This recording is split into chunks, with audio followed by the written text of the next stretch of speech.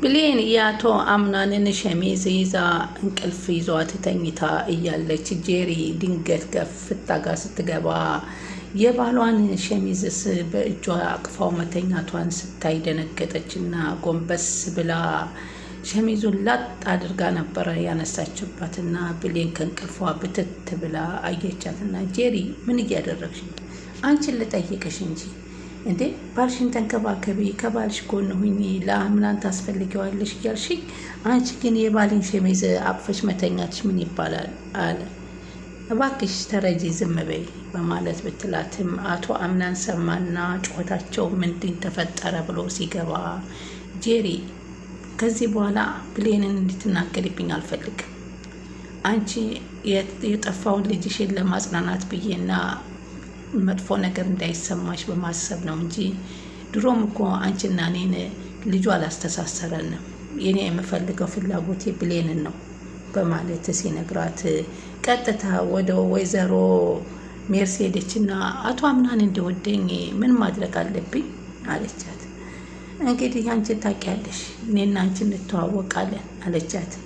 እንግዲህ ወይዘሮ ዛህራና አቶ አምናን እንግዲህ ቤቱ ተለቆ በዚህኛው ቤት የአያቱን ቤት ሄዶ ሲቀመጡ በትልቅ ቤት ቬላ ቤት የነበሩ ሰዎች በትንሽ ቤት ትንሽ ክፍል ይዘው ሁላቸውም እርስ በርሳቸው ተፋፍገው መቀመጣቸው በተለይ ይህ ቤት ለወይዘሮ ሜርሲና ለሲፈን የተመቻቸው አልመሰለም። ያ ትልቅ ቤት ከላይና ከታይ ድምፃቸውን እየደበቀላቸው ነበር። አሁን ግን ምንም የሚንቀሳቀሱበት ነገር ያጡ ይመስላሉ። በተጨማሪ ደግሞ እንግዲህ የአቶ አምናን አያት ደግሞ መታለች። የሚገርመው ነገር የመጀመሪያ የተሰራው ሁላ ስራ ተፈትቶ ሳይቋጭ ሌላዎቹ ቤተሰቦችም እየመጡ እዚህ ከሜርሲና ከሲፈን ሴራ ይገባሉ።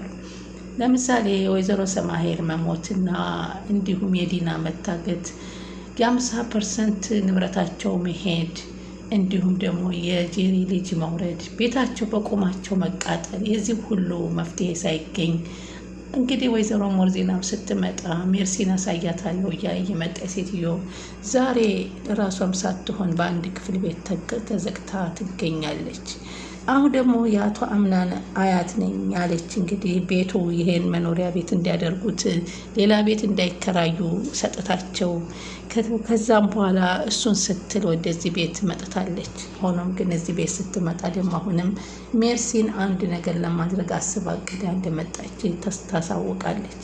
የእሷ ዕጣ ፈንታ ምን ይሆን እያልን ከዛም እንግዲህ ጄሪን ቤቱኛዋ ናት አስተዋውቁኝ የአምናን ሚስት ስትል ጄሪ ናት ብላ ብሌን ስትጠራላት ምን ልታደርገኝ ሆን የምትጠራኝ በማለት ስትጨናነቅ አይ ልትተዋወቅሽ ነው በማለት እንግዲህ ልብሴ ነው ቆንጆ ነው ወይ እያለች እንግዲህ ልብሷንም አስተካክላ ስትሄድ ከሜርሲ ፊት ምንም አይነት ወሬ እንደማይወራ ሜርሲ ደግሞ የምታስቀው ወይዘ ሴትዮዋ መጽሐፍ ሲያነቡ ብታይ እሷን መጽሐፍ ይዛ ቁጭ አለች። አይ ሜርሲ እንግዲህ ከአንቺ ጋር የምናወራውን የሚጠብቅ ሰው ይኖራልና ተነሽና ወደ ክፍል እንግባና እናውራ በማለት ወደ ክፍል ይዘው ሄደው ሜርሲን እንግዲህ አንድ ነገር እንድታደርግ ካደረገች ይህንን የሚኖሩበትን መኖሪያ ቤት እንደሚሰጧት ቃል ይገቡላታል። ግን አቶ አምናንን በደንብ ተንከባከቢ፣ አቶ አምናንን ከዚህ በላይ 10 ቤት ይገዛልሻል፣ ዋናው ለሱ መንከባከብሽና ይችን ደግሞ ዘመድ ነኝ ብሎ እዚህ የተሰከሰኩትን እየመነጠርን እናስወጣለን የሚል ነበር የመጣ።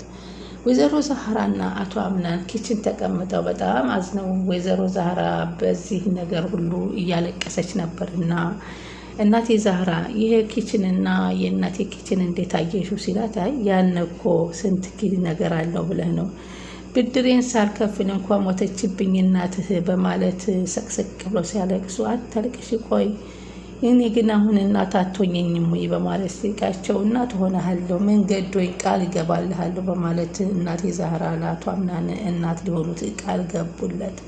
አንቺ ብቻ ነሽ የተረዳሽኝ። ያ ቤት እኮ ብዙ ነገርን የያዘ ነው። እናቴን አባቴን ብዙ ትውስታ ያለኝ ቤት ነው።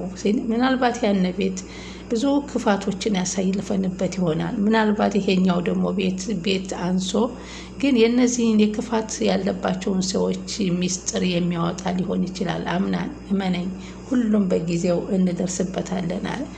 ጄሪም እንግዲህ ወደ ብሌን ክፍል ሄዳ ብሌን የተፈጠረ ያለውን ነገር ታውቂያለሽ አለቻት። ምን ነው አለቻት። ያለንበት ሁኔታ እኮ ግራ ያጋባል አይደለ? ከጥቂት ቀናት በኋላ የኔ ልጅ ወረደ፣ በልጄ በሆዴ ውስጥ ጠፋ። ያን ሳናጣ ደግሞ ሞርዚና ታመመች፣ ሰማሄር አረፈች፣ ዲና ታገተች። ይህ ሁሉ ነገር ይህን ነገር ስታስቢው አይከብድም አለቻት። አዎ ይከብዳል፣ ግን ከመፈተን መልካም ነገር የሚመጣ ይመስለኛል አለች ብሌን። በፈተና መካከል ተስፋ ለመቁረጥ ነው የሚፈተነው። ደግሞ ወደድ አምና እንግዲህ ውስጡ ደካማ ሆኗል። አዎ ደካማ ሆኗል። ስለዚህ የተሻለ ነገር እንዲያስብ አንቺ ከጎን ሆነሽ አግዢው። ብዙ ጭንቀት ከማይችሉት ሰዎች መካከል አንዱ ነው አለቻት። እሺ ብላ ስትመለስ ወይ በራቸው ተንኳኩቶ እንግዲህ ወይዘሮ ዛህራ በር ልትከፍት ስትሄድ ማን ቢሆን ጥሩ ነው? ይችው አርሴማ ነች። ሴማ የተባለች አያትየዋ ብቅ አለች። እንግዲህ ይቺ ሴማን የማታውቃት መሆኗ ደግሞ ወይዘሮ ዛህራ የሚገርም ነው። ምክንያቱም ወይዘሮ ዛህራ እድሜ ልኳን እዚህ ቤት ናት ከተባለች ይቺ ሴትዮ አያት ከሆነች አለማወቋ በእኔ ባለ ብዙ ጡንቻ እንድነህልኝ ብለው አምናንን እቅፍ አደረጉ። በጣም ደህና ነኝ አያቴ ግቢ፣ ሁልጊዜም ደህና እንድትሆንልኝ ነው ምኞቴ እያለች መጣች። ሞርዚናም እንደዚህ እያለች ነበር የመጣችው። ሰላም ወደ ቻናሌ ተከታታዮች ሰላማችሁ በያላችሁበት ይብዛ። ለቻናላችን አዲስ የሆናችሁ ሰብስክራይብ፣ ላይክ፣ ሼር እያደረጋችሁ አበረታቱን። እንግዲህ ዴር ቀጣይ ፓርቲ ይዘንላችሁ መተናል። በዚህ ፓርቲ እንግዲህ ቤታቸው ተቃጥሎ ያን የመሰለ ቤት ትተው ወደ ትንሽ ቤት ሄደዋል። እንግዲህ ሜርሲ ከዚህ ቦት ላይ የተመቻት አይትመስልም። አሁን እንግዲህ አያቲቱ መጠታ ሜርሲንም ጭራሽ ሰላምታ አልሰጠቻት። አልፋት ሂዳ ስትቀመጥም ወሬ ለማዳመጥ ብላ ሂዳ ቁጭ ብትልም የሚያወራ ስታጣ ፊቷ ተጠባብሶ ዝም ብላ ማዳመጥ ጀመረ። እሷም የኔ አምናን አሉ ይኸውልህ እውነት ብያለሁ፣ እኔ ያልኩህን ነገር ባታደርግ ኑሮ እስካሁን ተቆራርጠን ነበር አሉት። ምክንያቱም ከእኔ ቤት ተቀመጥ ሲሉት ከእሳቸው ቤት መቀመጡ አስደስቶታል። ሆኖም ግን ሜርሲና ሲፈንና ሙስጠፋ ደግሞ አንድ ላይ ተቀምጠው እንዴት ነው ተሻለሽ ወይ ሲላት፣ እንዴ ከጀርባ አይደለ ከፊት ለፊት አይደለም እንዴ አይታይህም እንዴ በማለት ስትል ሲፈን ግራ ተጋባይና ምንድን ነው አንተና ሜርሲ ምን ግንኙነት አላችሁ ስትጠይቀው ምንም፣ እኔ ግን አይመስለኝም የደበቀኝ ነገር ይኖራል ብላለች። ከዛም በኋላ ቃል እንግዲህ ሲመጣ ወይዘሮ ዛህራ ቃል እባክህ ጓደኛ ተጎድቷል፣ ከጎን ሁን፣ ታስፈልገዋለህ፣ አታስቢ እናቴ ዛህራ፣ እሺ ከጎን ሆናለሁ አለ። እንግዲህ ቃል መጥቶ አቶ አምናን ጋር ቁጭ ብሎ ሲናገረው ምንድን ይሄ ነገር የተከሰተውን ነገር ዝም ብለህ ትመለከተዋለህ እሳ ከጊዜ ብዛት እኮ ነገሮች እየተደራረቡ እየመጡ፣ ይህ ደግሞ ያንተ ስንፍና ይመስለኛል። ለነዚህ በየዕለቱ መፍትሄ ስላልሰጠህላቸው አሁን ከቤት መቃጠል ሌላ ግማሽ 50% ንብረት ከመውሰድ ሌላ ደግሞ ሌላም እኮ እንደሚያደርጉ ነው። በምን ወስነሃል? እዚህ መምጣቱን ደግሞ ቤቱን ይሄን ወደኸው ነው አሉ። አይ ይሄ አያቴ ተቀመጡበት ስላለች ነው አለ። አይ ጥሩ ነው፣ ይሄም ጥሩ ደስ ይላል እያለ ማውራት ጀመሩ። ከዛው የመጡትም ሴትዮ ወይዘሮ ጄሪ መተዋወቅ ስለፈለገ ብሌን ጥሪ ተብላ ብሌን ስትጠራት ምን ልታደርገኝ ይሆን እያለ ቃል ምን የታወቀ ነገር አለ? መጨረሻው መጀመሪያውም አልታወቀም። ከዚህ በላይ ደግሞ ምን እንደሚፈጠር አላቅም አለ። ምንድን ነው ግን እየተደረገ ያለው አላቅም አለ አቶ አምናን። ምንም ማሰብ እየቻልኩ አይደለም አለ አምናን አለ ቃል። ያለፉትን ስህተቶች ሁሉ እነዚያን ሁሉ ስህተቶች እነዚህ ሰዎች አሁን በዚህ ባጭሩ የሚተዉት እንዳይመስልህ አሉት። የፈለጉትን ያደርጉ፣ የኔ ፍላጎት ምንድን ነው? ለብዙ ነገር እኮ ነው አለው። ስለዚህ አንተ ኢላማቸውን ባህሪያቸውን ማጥናት አለብህ፣ ዙሪያህን አጥና። እንደዛማ ባይሆንም እኮ በስሜ የነበረውን ድርጅት ግማሽ ፐርሰንት አይጠይቁኝም ነበር። አምናን የምጠረጥረው የለህም? መጠርጠር ያደረገኝ ሰው ማገኘት ሁሉንም ጠረጥራለሁ፣ ግን ምንም ሊገለጽልኝ አልቻለም አለ እና ነገረው። አይዞህ እንደርስበታለን፣ እኔ ወንድም ጓደኛ ከጎንህ ነኝ ሲል አጽናናው።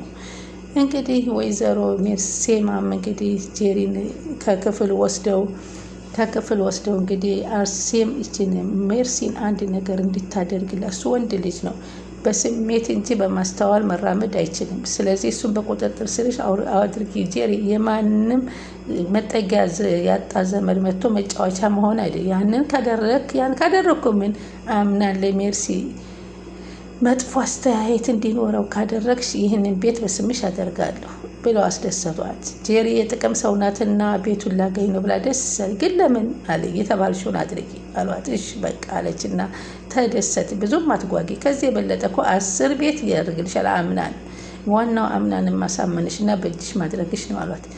ግን እውነት ይሄ ቤት የኔ ሆና ብላ በጣም ተደሰተች። አዎ አሏት። ግቢውን ሁሉ ዙራ ማየት ጀመረች። ሜርሲ በዚህ ቤት ውስጥ እኔ እንግዳ ሆንኩኝ እስከ ማለት እየሆነች ነው። ዙሪያውን ሁሉ አይታ መጣይና እንኳን የኔ ቤት ሆነ እያለ ነው። ሲፈንና ሙስጠፋ ስንሄድ ደግሞ ሲፈንና ሙስጠፋ እንግዲህ እዚህ ቤት ለስራ ባልደረባ ሆነው እንደገቡ ነበር መጀመሪያ የምናውቀው። አሁን ግን ቁጭ ብሎ አልጋ ላይ ቁጭ ብሎ እሷ ቁጭ ብላ ቴክስት እየተላላከ ስታየው ምን እያረክ ነው ስትለው እየተጀናጀንኩኝ ሲላት እንዴ እኔስ ያለችው ነገር ግራ ያጋባ። አንተን ብዬ አይደለም እንደዚህ የመጣሁት አለችው። አንቺ የት ትሄጂብኛለሽ አላት። ባይሆን እችል ጠበቅ አድርጋት አረ አለችው። ጥሩ ልጅ ናት አለችው። በጣም አለ። አረ በሷ ልክ ጥሩ አይሆንም አለ። በዚህን ጊዜም ገርሟት ይሄ ነገር ከኔ የሚደብቀኝ ሙስጠፋ አለ እያለች ሲፈንም አሁንም እየተጠራጠረችው ትገኛለች። የኔ አምናን አሉ አያቴ። አቤት አያቴ አለ። እንግዶችህ እስካሁን ባየኋቸው ስርዓት አላቸው፣ በተለይም ሚስትህ አሉት። አዎ አለ አቶ አምናን። ከኔ ጋር ብዙ ተሰቃይተዋል ቤተሰቦች። አየህ ልጄ እንግዲህ ብዙ ነገር አብሮ ማሳለፍ ብዙ ነገር እንዲተዋወቅ ያደርግሃል። አዎ አያቴ አላቸው። አሁን ግን ጠላቴን ማወቅ ነው የከበደኝ አለ የኔ ልጅ። ቃል ደግሞ አምናን አሁን አንተን ብዙ የሚረብሽ ነገር አለ እንዴ አለው። አዎ አለው። ግን ወደ ስራ ተመለስ። ለልጅህም ለቤተሰቦችህም ስራ መስራቱ ያስፈልግሃል።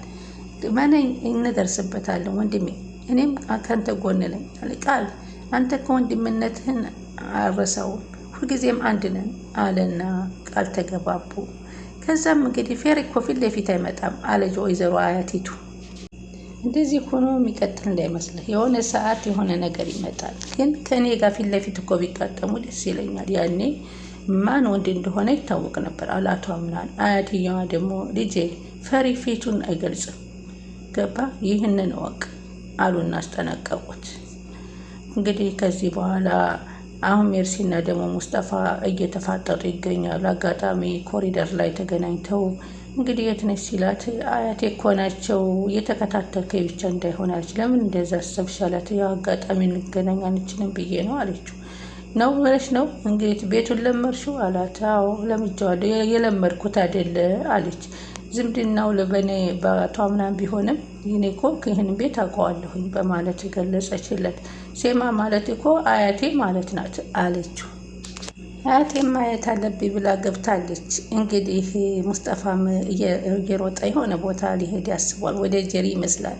ጀሪ ጋር ሲሄድ ደግሞ ጀሪ ደግሞ ወደ ብሌን ክፍል ገብታ ብሌን ሸሚዙን የአቶ አምናን አቅፋ ደርሳ ደንግጣለች። ምን ሊፈጠር